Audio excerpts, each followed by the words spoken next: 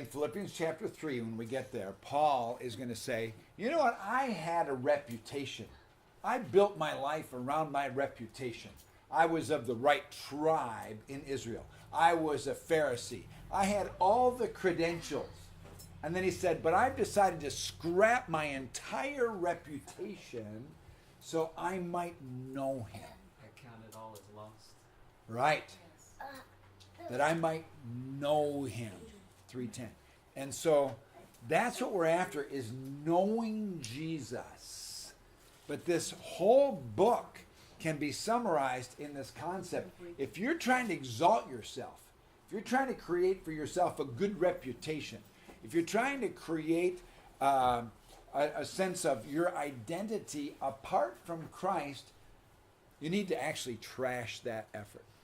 You need to learn Jesus' ability to humble himself.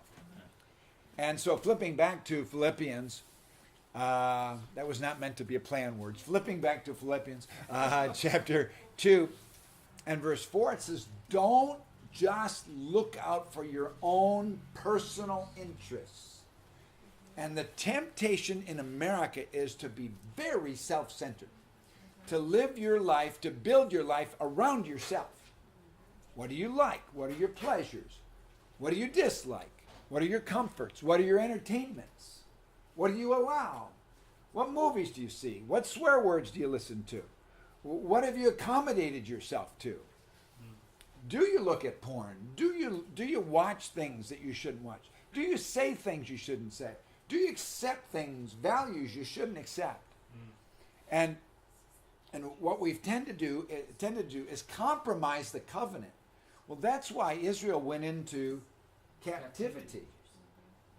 So a little compromise, a little adjustment. Oh, this is the way we do it in America. It's all right. You can dress like that. You can speak like that. You can go to those things. You can watch those things. You can have your comforts. You can live for yourself. And the commercials in America say, do just that.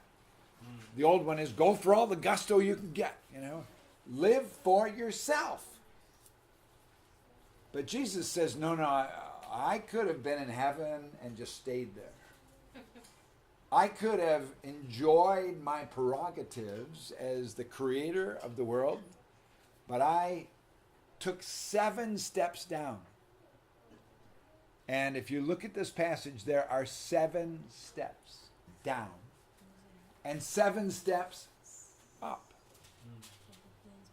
So if you humble yourself like Jesus and take steps down, deliberate steps of humility, stepping away from self-centeredness into the program of God to reveal his glory to this world. When you step down, God will lift you up. But if you try and lift yourself up, God will take you down. So give up this futile sense of trying to build a sense of self-worth or identity according to your GPA, may I say, according to your appearance, your bank account. What other things might we live for? The reputation, Good looks, yeah. I mean, it's nice to be, we were talking about clean. Yeah. I've heard a list that all end with the same word.